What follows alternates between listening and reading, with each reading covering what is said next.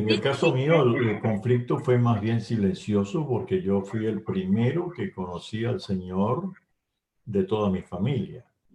Entonces todos mis otros 7 hermanos se extrañaron de que yo había abandonado la religión, ¿no? sí. Porque para ellos no iban a entender lo que era una relación con Dios, era que me cambié de una religión a la otra.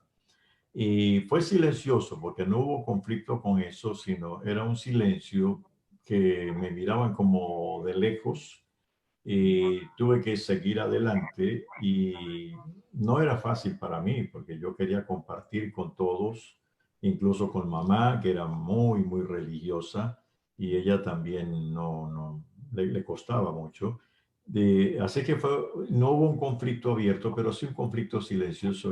Me sentía despreciado, menoscabado, el menos, pero eso me ayudó a identificar mi identidad en el Señor Amén. y poco a poco fui ganando a mamá, a mi hermana, a una de mis hermanas, luego a la otra, hasta que al final todos llegaron a ser muy sensibles a la voz de Dios, ¿no? Lo que estaban hablando, estamos, Onésimo y yo, como escuchando, ¿verdad? Porque creo que muchos hemos tenido experiencias similares, por lo menos todos los que tratamos, ¿verdad?, de vivir una vida de servicio a Dios, una vida ministerial, las críticas o las expectativas, ¿no? Porque la familia tiene una expectativa de que uno tienes que actuar así porque eres la pastora de la casa, ¿no? No estás dando ejemplo, entonces es como que hay una presión que ejerce la familia aún más inclusive que la misma iglesia. Eh, yo veo y digo, Señor, wow, es increíble. Nosotros, aunque somos cristianos, yo nací en cuna cristiana, mi esposo también, ministerialmente llevamos muchos años. Empecé en la vida de misiones cuando tenía 20 años, salí por primera vez de mi casa a prepararme en Inglaterra y ahí empezó mi vida ministerial.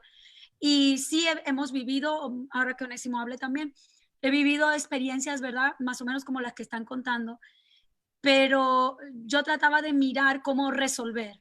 Siempre miré de qué manera ser la resolutiva, ser la que traiga un poco de balance. Obviamente muchas veces no me funcionaba porque nos juegan muy malas pasadas, pues el temperamento, el carácter, o, o cuando uno se decepciona, ¿verdad? Es muy difícil poder ayudar cuando uno está decepcionado o frustrado. Bueno, estaba escuchando y la verdad me llama mucho la atención ese principio, ¿no? Lo que sucedió en esa situación con Caín y Abel. Bueno, la luz que nos arroja la Biblia acerca de esto con respecto a cómo actuó Caín con respecto a su hermano, habla acerca de acciones, acciones justas.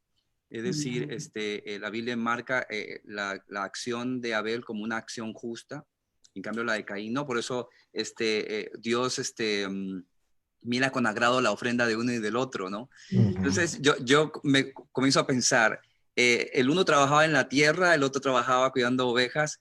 Es normal y es lógico que cada uno traiga una ofrenda del fruto de su trabajo. Claro. Entonces, me imagino los dos trayendo, actuando de una manera, pues lógicamente razonable, de decirlo de esa manera, pero Dios mira con agrado a uno y al otro no. Por esa misma, las acciones justas, creo que lo que decía la pastora Alba con respecto a la pasión, a las pasiones que hay dentro de nosotros, cuando invaden esas acciones justas, hay hay una situación, yo creo que hay un conflicto primero interno en la vida de uno. No sé si me estoy extendiendo mucho en cuanto a la parte bíblica, pero lo que quiero decir es que con respecto a mi hermano y yo, las acciones justas siempre fui una persona que miraba entre mi hermano y yo. Creo que mi hermano era un poco más, más visceral, por decirlo de esta manera, es más así, entrado, más Extrovertido. resolutivo, espontáneo y Sí, tal. espontáneo. Entonces yo miraba mucho las acciones de él y a veces no me parecían justas las acciones de él y yo decía, pero... en ese sentido de actuar justamente, eh, tal vez el conflicto que se puede llevar es con respecto a la envidia. Sí, tal vez hubo envidia en Caín porque la ofrenda del hermano y tal. Claro. Entonces es como controlar esas pasiones o la pregunta sería, ¿controlar las pasiones o sacarlas para que mis acciones sean justas? Esto que estás mencionando es muy, muy importante porque la actitud de los padres hacia los hijos, la influencia que los padres tienen con los hijos marca la vida de los hermanos.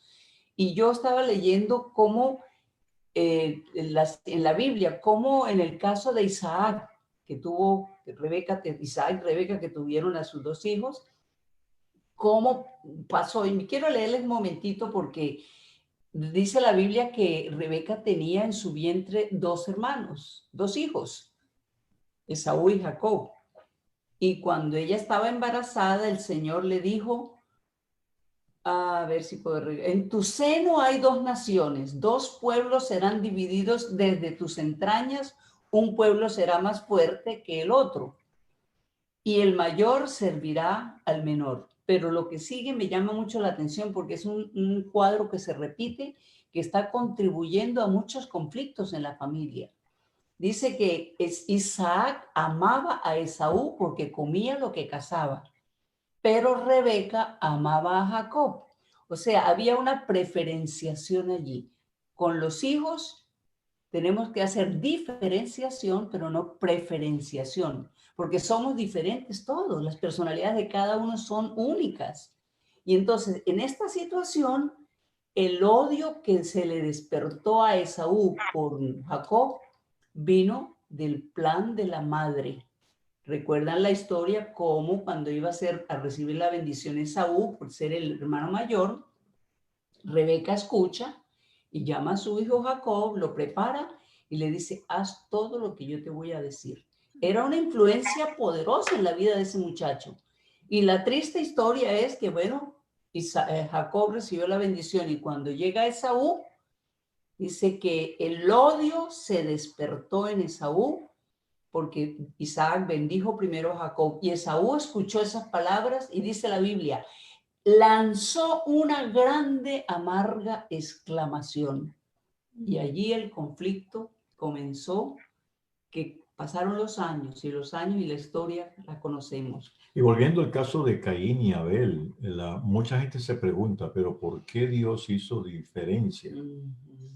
Está bien, el uno cultivaba la tierra, llevó la ofrenda, y el otro creaba animales, llevó su ofrenda. Pero el pasaje no dice por qué, pero sí dice que había algo, no explica el por qué explícitamente. Pero después de que dice la Biblia que el Señor vio con agrado la ofrenda del uno y no la del otro, entonces dice que Dios le dijo a Caín, ¿por qué te has enojado? ¿Y por qué ha decaído tu semblante? O sea, no puedes tomar esto como que yo te estoy desechando. Tú sabías lo que tenías que hacer, porque y luego le dice, si hicieras lo bueno, esto indica, no hizo lo bueno, aunque parecía bueno, no hizo lo bueno, no serías enaltecido. Pero si no lo haces, el pecado está a la puerta acechando. O sea, no te has dado cuenta que tú no pegaste en el blanco. Y no te das cuenta que el pecado está esperando nada más y tú no lo detectaste. Con todo, tú lo dominarás. O sea, te he dado el poder de dominar el mismo pecado. Pero esas palabras no hicieron efecto en Caín, porque luego dice que él planificó llevar a su hermano al campo y ya cuando lo mató. Sí. Entonces, sí nos muestra la Biblia, no nos dice qué pasó. Algunos dicen que era, no sé, el tipo de ofrenda, lo que no importa. El asunto es que había algo errado que Dios sabía, no lo estás haciendo correctamente, y con eso lo confrontó. Y uno sabe, cada hermano sabe cuando entra en conflicto con su otro hermano, sabe cuando está haciendo las cosas erradas y cuando no. Y Dios siempre nos va a confrontar. Si hicieras lo bueno, vivirías en armonía. Pero el hecho de que estás creando este ambiente no está justamente. Y la situación aquí es para reflexionar, porque la gente los hijos que han conocido a Dios y tienen temor de Dios, pues el Espíritu Santo que mora en cada uno les va a mostrar, estás haciendo lo malo.